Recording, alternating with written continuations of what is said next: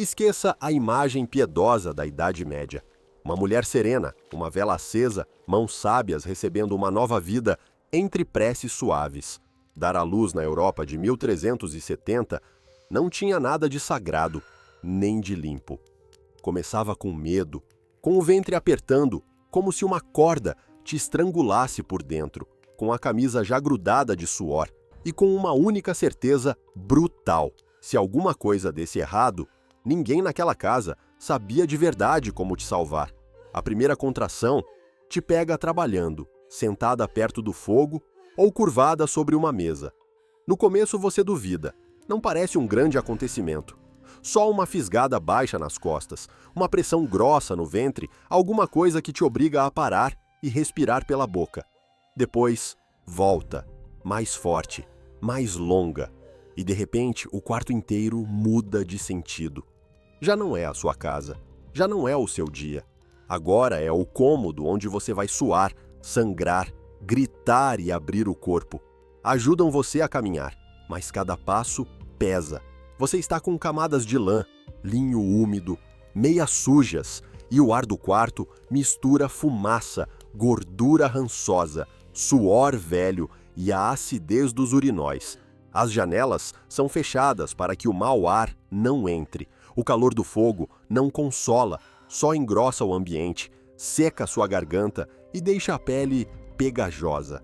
O banco de madeira, a cama estreita, a palha no chão, tudo de repente parece duro demais para a dor que vem vindo.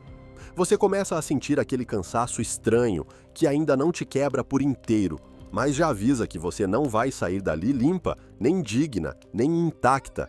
As mulheres chegam rápido, parentes, vizinhas, uma parteira, se houver sorte. Não trazem milagres, trazem panos usados, baldes, água morna. Se alguém conseguiu esquentá-la a tempo, ervas, óleo, cruzes, conselhos contraditórios e mãos que passaram o dia inteiro tocando em todo tipo de coisa. A partir daquele momento, seu corpo deixa de ser seu. Olham seu rosto, apalpam sua barriga, mandam você sentar, levantar, andar, aguentar. Uma enxuga sua testa, outra levanta sua roupa. Outra já vai preparando os lençóis que dentro de algumas horas estarão encharcados de suor, secreção e sangue. E o pior ainda nem começou, porque o verdadeiro horror do parto medieval não era só a dor.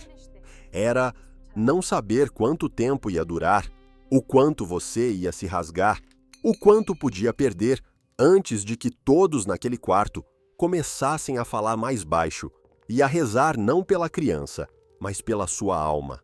O quarto de parto não se parece em nada com o que hoje você chamaria de cuidado. É um espaço fechado para reter calor, mas o que ele retém de verdade é o cheiro. Fumaça de lenha, suor azedo, trapos úmidos, sangue velho em tecidos reutilizados. O ar pesa tanto que fica difícil respirar entre uma contração e outra. Afrouxam sua roupa, soltam seu cabelo, fazem você sentar, levantar, andar em círculos, porque acreditam que assim a criança vai descer. Não existe privacidade. Suas pernas, sua barriga, sua dor, tudo fica exposto diante de mulheres que observam como se estivessem lendo sinais em um animal ferido. A parteira dá as ordens, mas manda dentro de limites brutais. Ela tem experiência, não ciência. Olha a cor do seu rosto, toca seu abdômen com mãos mais ou menos lavadas, escuta seus gemidos, calcula se o parto está avançando pelo jeito como você gritou, pela frequência com que aperta a mandíbula, pelo sangue que começa a manchar os lençóis. Pode te dar vinho, caldo, ervas, óleo na barriga, uma oração, uma relíquia pendurada no pescoço. Não pode te dar alívio de verdade. Não pode apagar a dor que dobra suas costas, nem o medo de sentir que alguma coisa dentro de você empurra como uma pedra. E aí, outro mito desaba. Na Idade Média, parir não era um momento íntimo e solene. Era uma cena de calor, vergonha e obediência. Mandam você fazer força, calar, ajoelhar, se agarrar uma corda ou à beirada da cama. Se você chora demais, rezam. Se fica quieta demais, se assustam. Se a dor faz você perder urina ou vomitar, ninguém se surpreende. Tudo isso entra na mesma mistura de fluidos, panos e palha pisoteada. Às vezes te dão um pedaço de tecido para morder, para você não quebrar os dentes. Às vezes seguram seus ombros. Você ainda não sabe se esse quarto vai ser o lugar onde nasce um filho ou onde uma casa inteira aprende a falar em sussurros. Se esse tipo de história te obriga a encarar o passado sem fantasia, deixa seu like e se inscreve. Aqui a história não vem perfumada, vem com o cheiro que realmente tinha. Agora a dor já não chega em ondas espaçadas. Ela te pega, te dobra e mal te deixa alguns minutos para recuperar o ar antes de te partir por dentro outra vez. As costas queimam, o ventre endurece como pedra. Você sente pressão embaixo, uma pressão surda, animal, como se o seu próprio corpo quisesse expulsar alguma coisa grande demais para passar. Você tenta se sentar e dói. Tenta ficar de pé e dói mais ainda.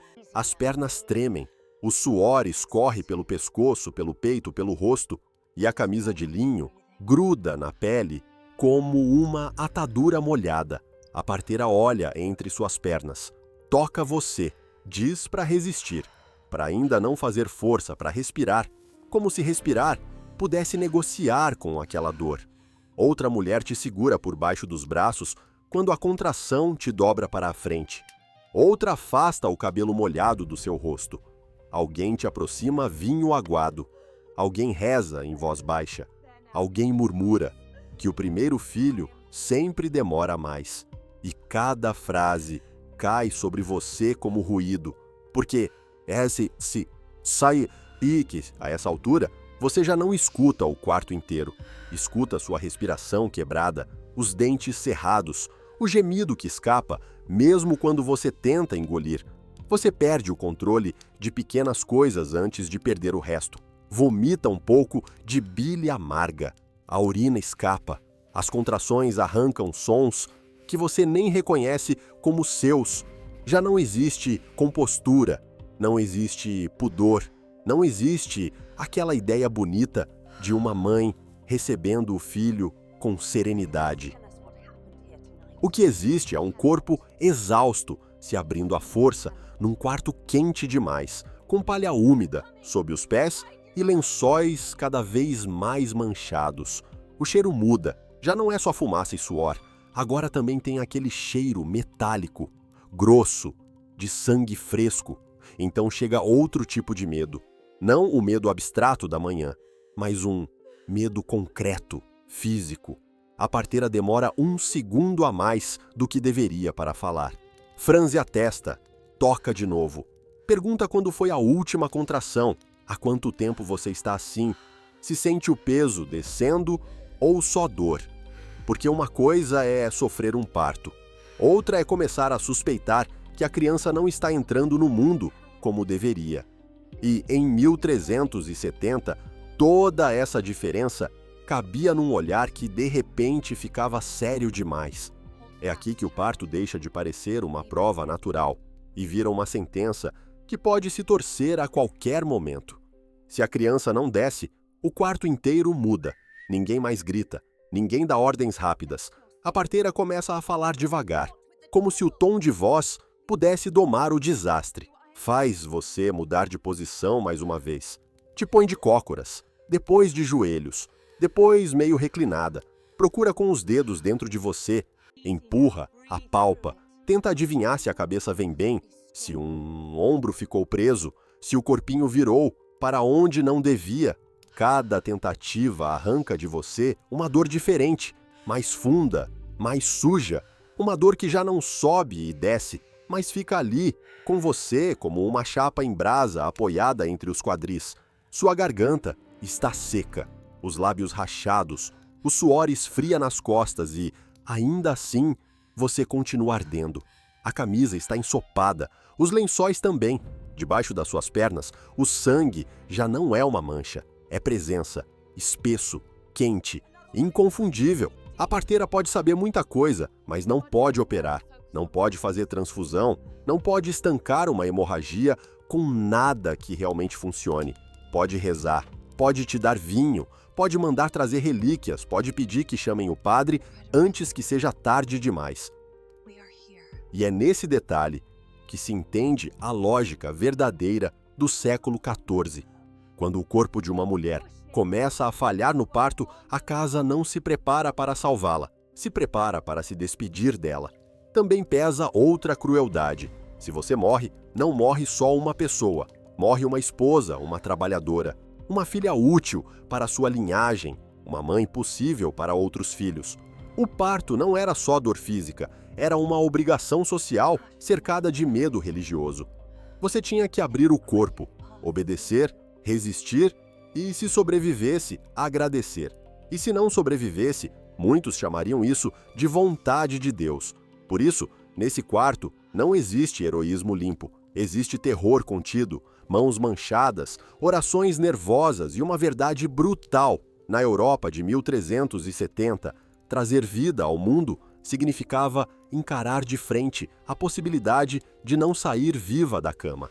E no fim, quando enfim mandam você fazer força com toda a força que ainda resta, você não sente alívio, sente rasgar, uma ardência feroz que te abre de dentro para fora, enquanto a parteira sustenta a cabeça da criança e manda você não fechar as pernas. Seu corpo já não parece seu. É uma coisa tremendo, escorregando em suor e sangue, agarrada a um lençol torcido, enquanto cada puxo arranca de você um grito seco. A cabeça sai primeiro, se houver sorte. Depois, os ombros, o ponto mais terrível, aquele instante em que você acredita que vai se partir ao meio. Depois, de repente, uma massa quente e úmida desliza para fora de você e o quarto inteiro solta o ar ao mesmo tempo. Mas não existe cena limpa. Não existe aquela imagem doce da mãe sorrindo com o filho nos braços. Existe sangue entre suas coxas, dor viva no ventre, pernas amortecidas, um zumbido nos ouvidos e o cheiro espesso de ferro misturado com fumaça e lã molhada. O bebê nem sempre chora na mesma hora. E esses segundos são capazes de gelar uma casa inteira. A parteira o esfrega com panos ásperos, limpa sua boca com os dedos, dá pequenos tapas, vira seu corpo, escuta, espera. Se o choro finalmente vem, ele não soa como triunfo, soa como permissão para continuar respirando. Se não vem, o quarto se enche daquele silêncio que pesa mais do que qualquer grito. E mesmo que a criança sobreviva, o seu trabalho ainda não terminou. Ainda falta expulsar a placenta. Você ainda sangra, seu corpo ainda treme pelo esforço, pela dor, pelo frio que aparece assim que o suor começa a secar. Pode haver lacerações, pode haver mais sangue do que aqueles lençóis deveriam ver. Pode haver tontura, náusea, um vazio repentino que não se parece com descanso, mas com desmoronamento. Na Europa de 1370, nascer não encerrava o horror do parto, só mudava a forma dele. Agora já não se tratava de tirar a criança. Agora se tratava de impedir que você fosse embora. A noite chega, e enfim você entende a mentira inteira. Não era verdade que o parto acabava quando a criança saía. O que termina ali é outra coisa. A ideia de que o corpo ainda te pertence. Deitam você como podem, trocam debaixo de você os lençóis mais encharcados, afastam os panos escuros, limpam o sangue visível e deixam o que já grudou nas suas coxas, nos seus quadris, na lã do cobertor. Você sente frio, embora o quarto continue carregado de fumaça. Os dentes batem, o ventre ainda aperta. Cada pequeno movimento repuxa alguma coisa dolorida, inchada, rompida. A criança, se sobreviveu, respira perto de você. Às vezes chora forte, às vezes só resmunga, e então todos olham para ela por tempo demais. Enrolam o corpinho em linho áspero, aproximam do peito, tentam fazê-la sugar. Você mal consegue se erguer. Está vazia e pesada ao mesmo tempo. Dói entre as pernas, dói nas costas, dói o esgotamento puro de ter passado horas se abrindo sem descanso. O cheiro do quarto já não se parece com o do começo. Agora é leite, sangue, suor frio, cinza, ervas amassadas e aquele rastro adocicado da sujeira que fica grudada em tudo. E o medo ainda continua ali. Medo de que o sangue não pare. Medo da febre, que pode chegar amanhã ou depois, quando ninguém vai relacionar as mãos sujas, nem os panos reutilizados, com a infecção, que começa a cozinhar você por dentro. Medo de dormir e não acordar. Medo de que o bebê esfrie, não consiga sugar, pare de se mexer antes do amanhecer. Na Europa de 1370, uma noite depois do parto, não era descanso, era vigília, era escutar cada respiração e se perguntar qual seria a última. Por isso, quando hoje você imagina a Idade Média como um mundo de berços de madeira, velas e mães serenas, lembre do que de fato existia ao redor de cada nascimento. Dor sem alívio, sangue sem higiene, vida entrando por uma porta tão estreita que muitas mulheres ficavam no limiar. Se essa viagem arrancou de você o cenário decorado da história e te deixou diante da verdade, deixa seu like e se inscreve. Aqui a gente não vem embelezar o passado, vem encarar até ele respirar.